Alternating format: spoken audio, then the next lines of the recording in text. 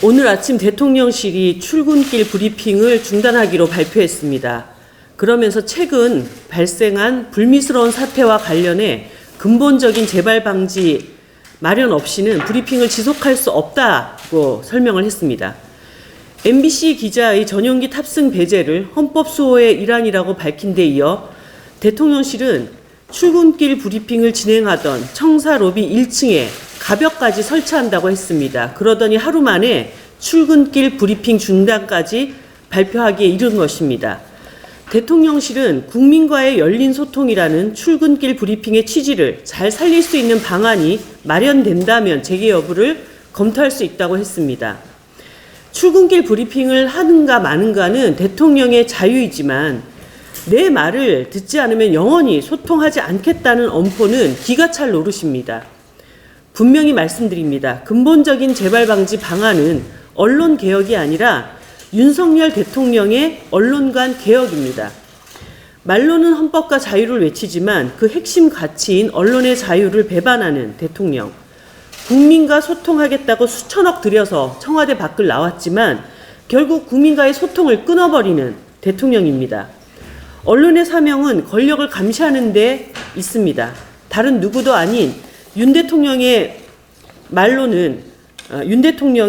말로는 헌법과 자유를 외치지만 언론의 사명은 권력을 감시하는 데 있습니다. 다른 누구도 아닌 윤 대통령의 말대로 언론은 입법, 행정, 사법을 비롯해서 민주주의를 떠받치는 기둥의 하나입니다. 대한민국 언론은 국민의 눈을 대신합니다. 대통령은 무엇을 가리고자 하는 것입니까? 정권의 불편한 목소리는 듣기 싫고 정권의 실정을 숨기고자 가림막을 세우는 것인지 의심하지 않을 수 없습니다. MBC의 보도를 가짜뉴스라고 낙인 찍은 윤 대통령에게 다시 묻습니다. 진짜 뉴스는 무엇입니까? 본인의 말이니 가장 잘 해명할 당사자는 대통령 자신입니다. 정작 그 문제에 침묵으로 일관하며 사태를 키우고 있는 당사자도 대통령 자신이란 말입니다. 대통령의 막무가내 언론 대응으로 전국이 얼어붙은 지가 2달이 되어갑니다. 언론이 동맹을 이간질한다는 대통령이야말로 정치와 민생을 이간질하고 언론과 국민을 이간질하고 있지 않은지 돌아보십시오. 언론과 국민 사이에 벽을 세우려 한다면 대통령은 국민 불신이라는 벽을 마주하게 될 것입니다. 한 말씀 더 드리겠습니다. 왜 대피가 안 되었는지 모르겠네. 지난 8월 윤석열 대통령이 신림동 반지하 참사 현장을 방문해서 남긴 유명한 말씀입니다.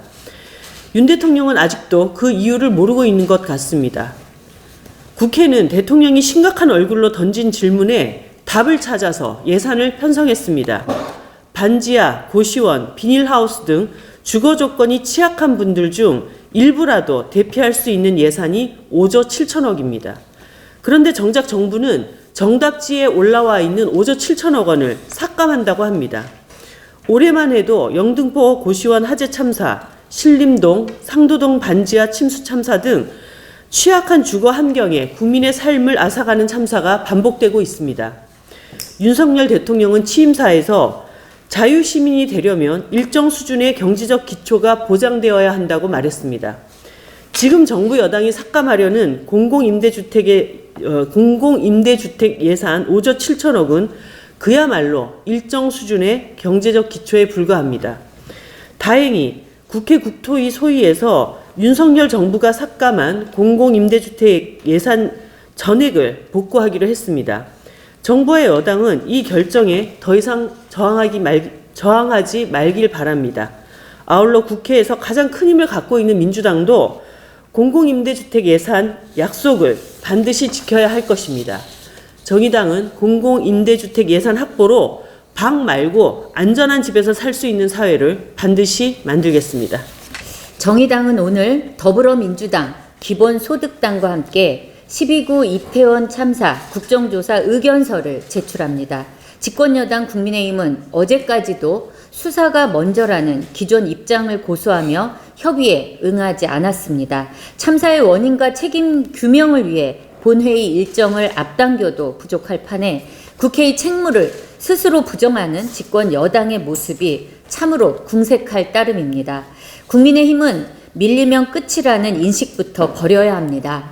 여당으로서 내년도 예산안과 정부 조직 개편 등 정기국회에서 반드시 처리할 과제가 있으면서도 국정조사를 이토록 거부하는 이유는 다른 데 있지 않습니다.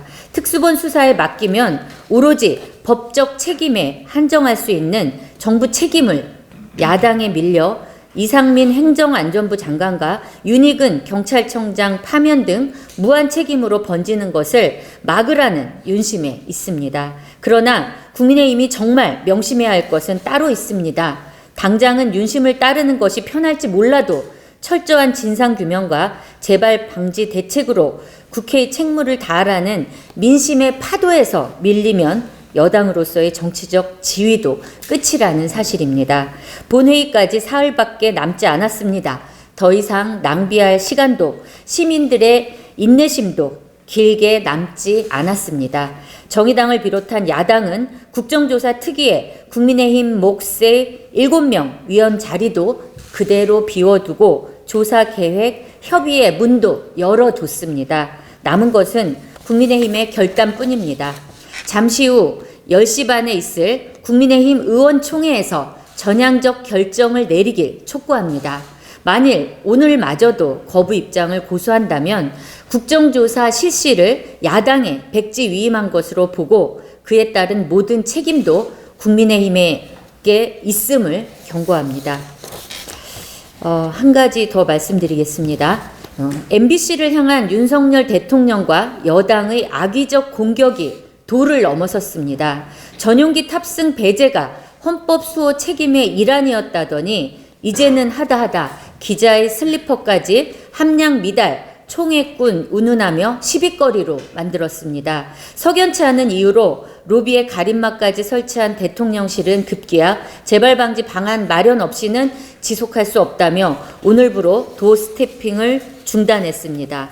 참 옹졸한 뒤끝입니다. 윤 대통령과 여당의 MBC 때리기는 언론에게 대통령 비판의 끝이 무엇인지 본때를 보여주겠다는 것입니다. 특히 언론에 대해 날 것 그대로의 감정을 보인 이재명 대통령실 부대변인의 이른바 악의 10조는 여차하면 징계까지 하겠다는 말이나 다를 바 없습니다. 이러한 작태가 어떻게 국익이고 자유이며 헌법 수호일 수 있습니까? 책 한 권만 읽은 사람이 무섭다고 했습니다. 윤석열 대통령이 인생 책이라는 밀턴 프리드먼의 선택할 자유를 어떻게 이해했는지 몰라도 적어도 언론 탄압할 자유를 말하지는 않았습니다. 윤석열 대통령은 부디 자유를 찾기 전에 이성부터 되찾길 바랍니다. 이상입니다. 행정안전부가 공무원 노조의 윤석열 정부 정책평가 총투표를 막아 나섰습니다. 투표 항목 중 이태원 참사 책임자 처벌 등의 내용이 공무원의 근무 조건과 관련이 없어 불법이라는 것입니다.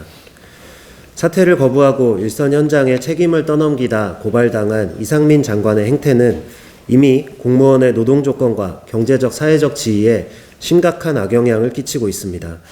윤석열 정부의 노동계약, 민영화 정책 등도 마찬가지입니다. 공무원들에게도 신임을 잃은 이상민 장관은 더 이상 직을 수행할 명분도 능력도 없습니다. 노조 탄압을 중단하고 즉각 사퇴하십시오. 한 가지 더 말씀드리겠습니다. 주 120시간 노동을 말하던 윤석열 정부답습니다. 노동부 산하 미래노동시장 연구회는 노동시간에 대한 노사의 선택권을 확대하자면서 정작 노동시간을 확대할 정책만을 내놓고 있습니다. 연장근로의 산정주기를 월 단위 이상으로 하자는 것이나 연장, 야간, 휴일 근로를 휴가로 사용하자는 근로시간 저축계좌제는 이미 현행 근로기준법에도 존재하는 새롭지 않은 제도입니다. 연구회의 주장은 현행법상 취업규칙 개정이나 근로자 대표와의 합의가 필요한 탄력근로제와 보상휴가제를 노동시간제도의 기본값으로 만들자는 것이고 최소한의 노사 합의 절차마저 걷어내고 주 52시간 상한제를 무력화하기 위한 시도에 불과합니다. 미래라는 이름을 붙였지만 과거로 가자는 말만 하고 있습니다. 노사의 자율적 선택을 강조하지만 결국 사용자의 자유만을 보장하는 것입니다. 출범 당시 정부의 정책을 뒷받침하는 답정너 연구회라는 비판에 대해 너 정답을 내놓은 미래노동시장 연구회의 솔직함과 불성실함에 감탄합니다. 정의당은 윤석열 정부의 노동시간 확대 정책을 단호히 막아낼 것입니다. 언론에 대한 국민의힘의 부적절한 대응이 우려스럽습니다. 윤석열 대통령이 해외 순방 전용기에 MBC 탑승을 불허한 이후 논란은 더욱 커지고 있습니다.